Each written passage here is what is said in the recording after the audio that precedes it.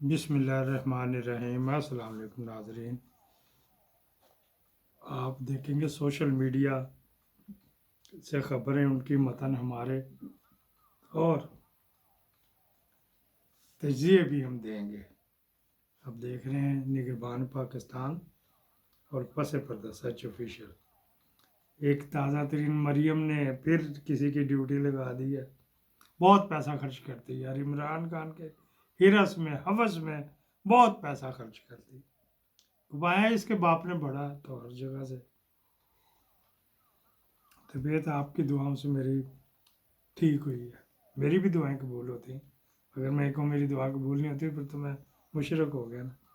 ایک آپ کو یہ دکھانا ہے سین، یہ خان کے دیوانے تھے، یہ مریم نے کہ اس طرح میرا بھی بنواؤ۔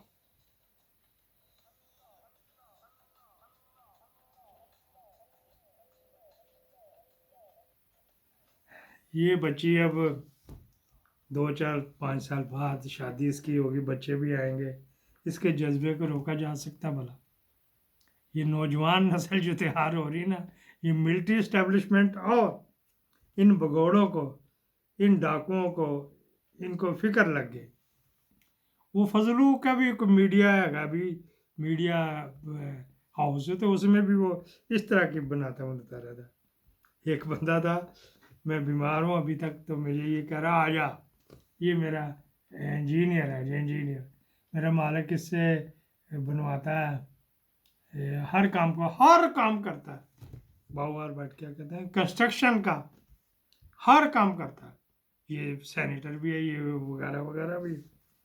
تو یہ مجھے کہہ رہا کہ آ چلے وہ جو خنزیر کا شکار کرنے، اس کے پاس لائسنس ہے، یہاں پہ بھی اجازت ہے، وہ دور جنگلوں میں ہوتے ہیں تو ان کو بھی جا کے کرانا ہوتا ہے۔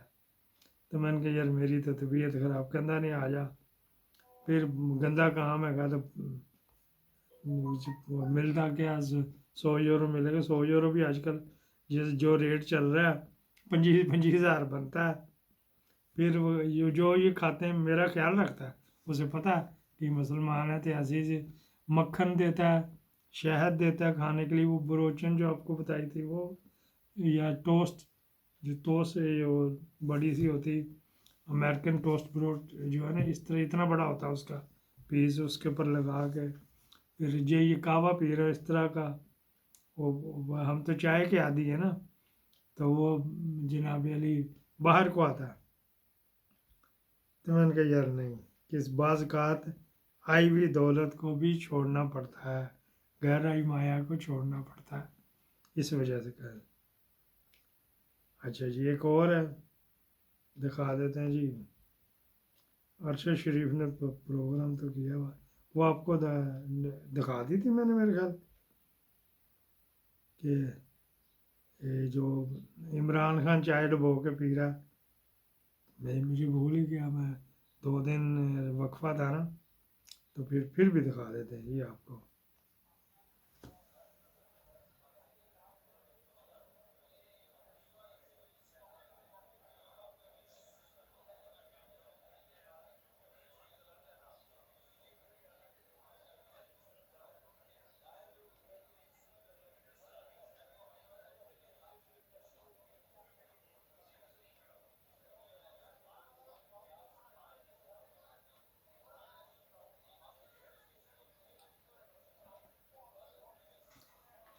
یہ جناب علی جب ہم غریب تھے، ابھی بھی غریب ہی ہیں، اب کون سے امیر ہو گئے، تو ہم یہ چائے اور پراٹھا ہی ملا کرتا تھا، ڈالڈا گھی ہو خوشبو اس کی کمال کی ہوتی تھی۔ وہ بس اب یہ مریم بھی کہہ رہی کہ ہم نے بھی یہ کروانا ہے، اس طرح کا ہمارا بھی کرو۔ اچھا جی چلو جی، وہاں آپ کر لو اگر ہوتا ہے تو، وقفہ کر لیتے ہیں۔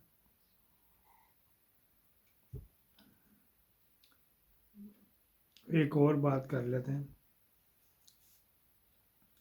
صدر ایوب خان پاکستان کے پہلے ملٹری ڈکٹیٹر تھے، روزانہ سگریٹ کے 2 پیکٹ پیتے تھے اور روز صبح ان کا بٹلر، بیٹ مین جس کو کہتے ہیں، سگریٹ کے 2 پیکٹ ٹرے میں رکھ کر ان کے بیڈ روم میں آ جاتا تھا اور صدر ایوب سگریٹ سلگا کر اپنی صبح کا آغاز کرتے تھے۔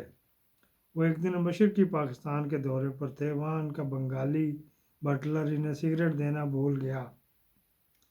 جنرل ایوب خان کو شدید غصہ آیا، انہوں نے بٹلر کو گالیاں دینا شروع کر دی۔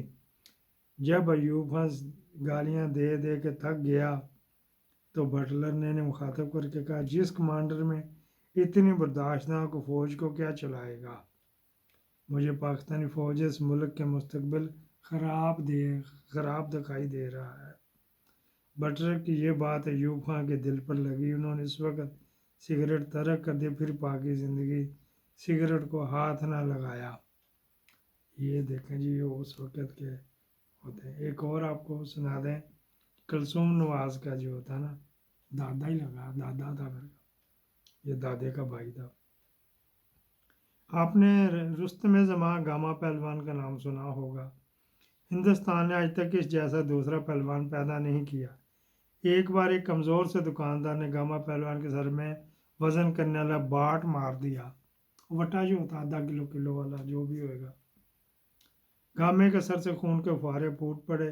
گامے نے سر پر مفلر لپیٹا اور چپ چاپ گھر لوٹ گیا۔ لوگوں نے کہا، پہلوان صاحب، آپ سے اتنی کمزوری کی توقع نہیں تھی، آپ دکاندار کو ایک تھپڑ مار دیتے تو اس کی جان نکل جانی تھی۔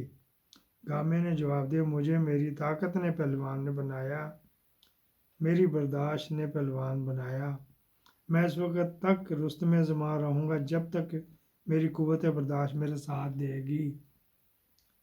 قوت برداشت میں چین کے بانی چیئرمین ماؤ زیدونگ اپنے دور کے تمام لیڈروں سے اکٹھے تھے۔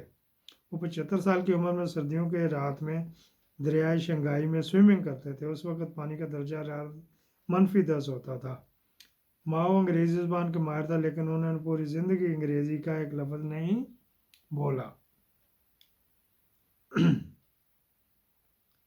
آپ ان کی قوت برداشت کا اندازہ لگائیے کہ انہیں انگریزی میں لطیفہ سنایا جاتا، وہ لطیفہ سمجھ جاتے تھے لیکن خاموش رہتے تھے۔ لیکن بعد میں جب مترجم اس لطیفے کا ترجمہ کرتا تو دل کھول کر ہنستے تھے۔ ان کی دوسری کامیابی خارش تھی۔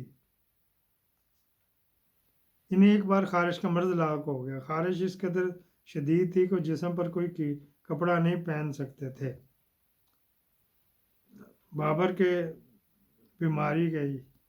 بیماری کی خبر پھیلی تو ان کا دشمن شیبانی خان ان کی عیادت کے لیے آ گیا۔ یہ بابر کے لیے ڈوب مرنے کا مقام تھا، بیماری کی حالت میں اپنے دشمن کے سامنے جائے۔ بابر نے فوراً پورا شاہی لباس پہنا اور بن ٹھن کر شیبانی خان کے سامنے بیٹھ گیا، اور وہ آدھا دن شیبانی خان کے سامنے بیٹھے رہے۔ پورے جسم پر شدید خارش ہوئی لیکن بابر نے خارش نہیں کی۔ یہ زہر الدین بابر کی بات کر رہے ہیں، وہ پچھلی بات ختم ہو گئی، معافی چاہتا ہوں اگر میں نے جوڑ دی۔ بابر ان دونوں واقعات کو اپنی 2 بڑی کامیابی قرار دیتا تھا۔ آدھی دنیا کی فتح کیا، اپنی آدھی کامیابی کہتا تھا۔ دنیا میں لیڈر ہوں، سیاستدان ہوں، حکمران ہوں، چیف ایگزیکٹو ہوں یا عام انسان ہوں، ان کا اصل حسن ان کی قوت برداشت ہوتی ہے۔ دنیا میں کوئی شارٹ ٹیمپر، کوئی غصیلا، کوئی جلد باز شخص ترقی نہیں کر سکتا جس طرح یہ مریم ہے ہماری۔ دنیا میں معاشرہ، قومیں اور ملک بھی صرف وہی آگے بڑھتے ہیں جن میں قوت برداشت ہوتی ہے، جن میں دوسرے انسانوں کی رائے، خیال اور اختلافات کو برداشت کیا جاتا ہے۔ لیکن بدقسمتی سے ہمارے ملک، ہمارے معاشرے میں قوت برداشت میں کمی آ جاتی ہے۔ ہم میں سے ہر شخص ہر وقت کسی نہ کسی شخص سے لڑنے کے لیے تیار بیٹھا تھا۔ شاید قوت برداشت کی کمی، جس کی وجہ سے پاکستان دنیا میں سب سے زیادہ قتل، سب سے زیادہ حادثے۔ لیکن یہاں پہ سوال پیدا ہوتا ہے کہ ہم اپنے اندر برداشت پیدا کر سکتے ہیں؟ اس کا جواب ہاں، اس کا حل رسول کریم صلی اللہ علیہ وسلم کی حیات طیبہ ہے۔ غصہ دنیا کے 90% مسائل کی ماں ہے۔ اگر انسان صرف غصے پر قابو پا لے تو اس کی زندگی کے 90% مسائل ختم ہو جاتے ہیں۔ برداشت دنیا کا سب سے بڑی اینٹی بائیوٹک اور دنیا کا سب سے ملٹی وٹامن ہے۔ آپ اپنے اندر صرف برداشت کی قوت پیدا کر لیں تو آپ کو ایمان کے سوا کوئی دوسری طاقت ضرورت نہیں دے گی، کیونکہ انسان اکثر اوقات ایک گالی برداشت کر کے سینکڑوں ہزاروں گالیوں سے بچ جاتا ہے اور ہر ایک نظر کو اگنور کر کے دنیا بھر کی غلیظ نظروں سے محفوظ ہو جاتا ہے۔ یہ جناب علی اقوال زرعی تھے، یہ کتنے دنوں سے سنبھال کے رکھے تھے، میں نے کہا یہ میں آپ کو یہ بھی بتا دوں۔ اللہ تعالیٰ آپ کا حفظ و امان میں رکھے۔ میرے لیے بھی دعا کیجیے کہ بیمار ہوں۔ پاکستان زندہ باد۔